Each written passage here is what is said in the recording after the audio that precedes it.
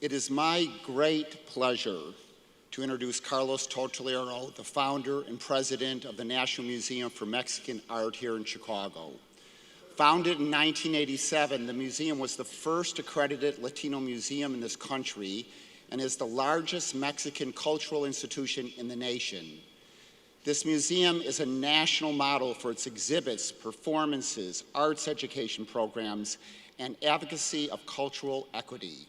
It is the only organization in the nation to have received 2 White House awards for youth arts programming. 20 exhibitions have traveled across the country. 8 have traveled to Mexico, and there are over 10,000 artifacts in the permanent collection. To accomplish this and more requires a fearless and resolute leader. Carlos Tortolero is a teacher, a truth teller, a passionate advocate for Mexican culture and art, a visionary, an accomplished leader and administrator, a true character, and though never looking for trouble, right, Carlos? Never. Carlos is compelled to clarify and educate based on his beliefs and values. After graduating from college, Carlos was a Chicago Public Schools high school history teacher for 7 years. 4 times, principals asked him to leave. And 4 times, parents and their students demanded he stay. He found that the official history books' coverage of Mexican history ranged from ignorance to pure racism. Further, the power and importance of Mexican art, music, food, and culture was totally ignored. In 1982, Carlos imagined a new museum dedicated to Mexican culture, a free museum accessible to everyone. This teacher wanted a larger classroom dedicated to new visions and new voices. 5 years later, this determined activist made good on his ambitious plans. Today, the museum is at the center of Chicago's Mexican community as it welcomes everyone to the institution. Carlos also has been a great friend to Columbia over the years. He mentors our students. He has been a regular visitor and presenter on our campus, and he appreciates the strength and vitality of our Latino student body. Carlos has served on numerous boards, including the Smithsonian. He has won numerous awards, including the upcoming Chicago Spirit Award. He co-authored Mexican Chicago, and he has taught classes at several local colleges. Mexican culture is reshaping Chicago. The murals of Pilsen are now becoming the murals of the city. Carlos Tortolero and his National Museum of Mexican Art are a city and national asset of the highest order. Carlos is still a teacher today as he insists that Mexican culture, art, and history be understood, grappled with, and celebrated. Carlos Tortolero, you are a treasure to Chicago's Mexican community, to the city of Chicago, and to our nation. President Kim, I present Carlos Tortolero to receive the degree of Doctor of Arts.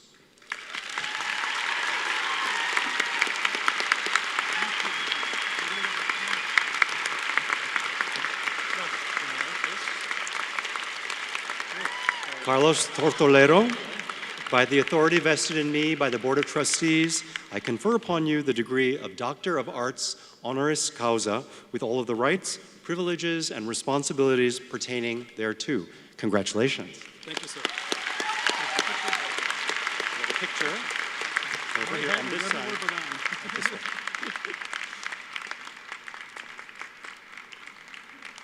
Thank you. We'll hold this for you, okay? Thank you.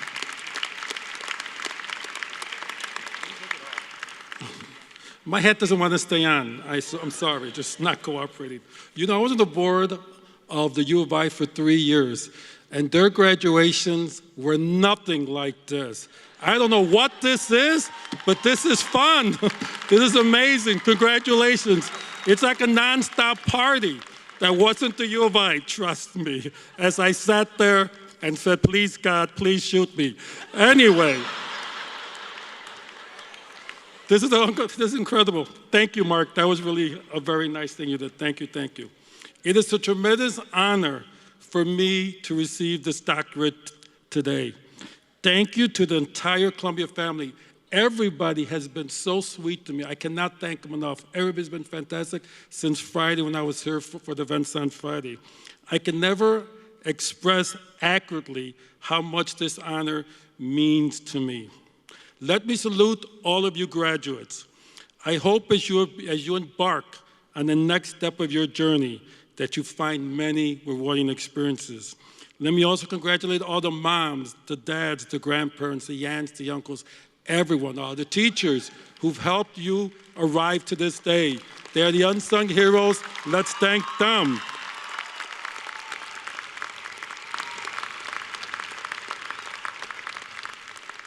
But let me do more than salute the graduating class. Let me challenge you. Yes, challenge you. Our species has never reached its potential in this universe, and we have amazing potential. Amazing, amazing potential. We have accomplished much and achieved much good things in this world. But at the same time, we have created much pain and suffering. We've also been silent when this pain and suffering has occurred. It's time the human species maximize its incredible capacity to do good. I believe this is our destiny in the universe. Unfortunately, our species is facing a host of dangerous issues and problems. Issues and problems that you, the graduating class of 2016, will hopefully face head-on and help lead to find solutions. I am at the tail end of my life. No, I'm not going to go to retirement home soon. And my family's up there, and I never said retirement home, so that's not, I never said that. You heard wrong, okay? And hopefully it doesn't happen for a long, long time.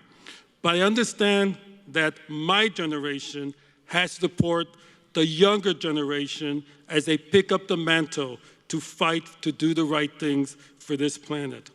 Let me start by challenging you not to allow our nation to become a nation in which racist and bigoted politicians encourage and support discriminatory practices against people of color,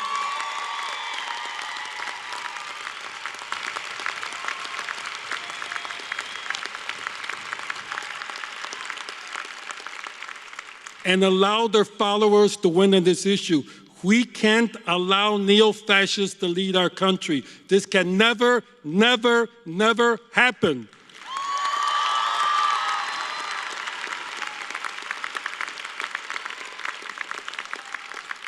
I challenge you to ensure that immigrants are treated with dignity and appreciated for all they do for our nation.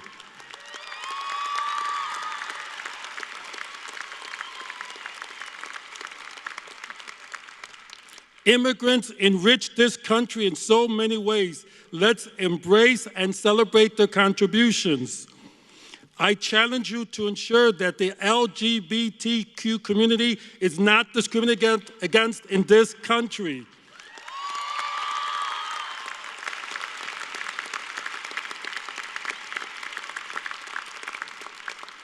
You should help create a world in which people in the future will scratch their heads and wonder how people were ever discriminated against just because of their sexual orientation. I challenge you to ensure that individuals with special needs receive the necessary societal support to succeed.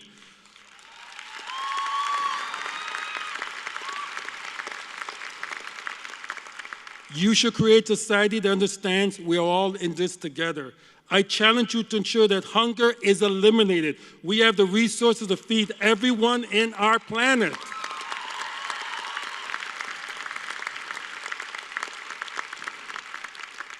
Help create a world in which no child or adult is ever hungry. No one should ever be hungry. I challenge you to ensure that every child is guaranteed a good education.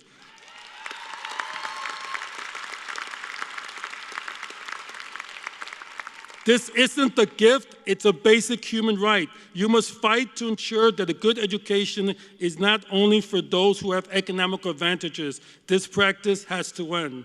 I challenge you to ensure that the 1% of our population cannot accumulate so much wealth at the expense of everyone else and use their wealth to dictate so many issues in our society.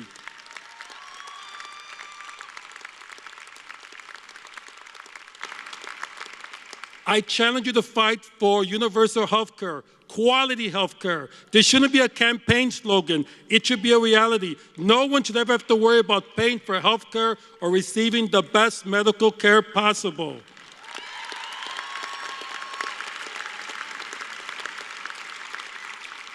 I challenge you to fight for democracy in this country. In too many sectors of our society, our basic rights are being assaulted. You must fight to protect these rights.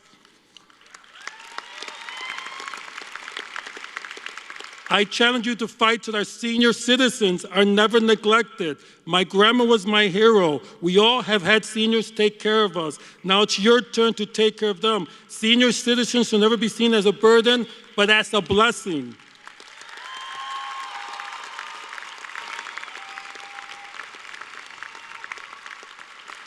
I challenge you to defend the rights of women to control their own bodies without governmental interference.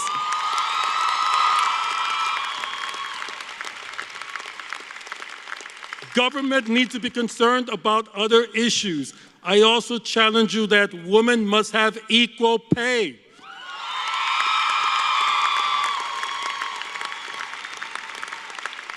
I challenge you to stand up to the anti-Islamic attitude in our country. The ridiculous and insane notion that my God is better than your God must end.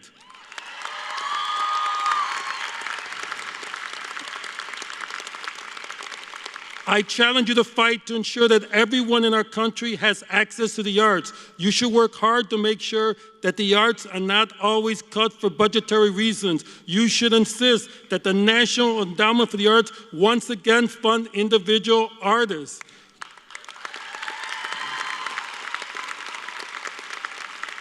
You must create an environment in which everyone understands that artistic creativity is an innate human quality, both to create art and to appreciate art.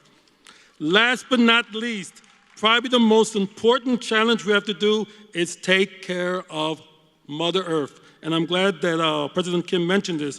Global warming is for real. It is not science fiction, it is real. We have to take care of our environment. I was 8 years old when the Cuban Missile Crisis happened, and I remember how scary that was.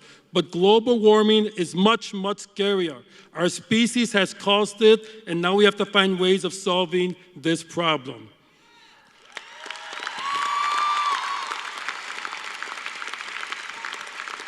Wow, I'm laying a lot on you. And no, I'm not trying to lay a guilt trip on you. Quite the opposite.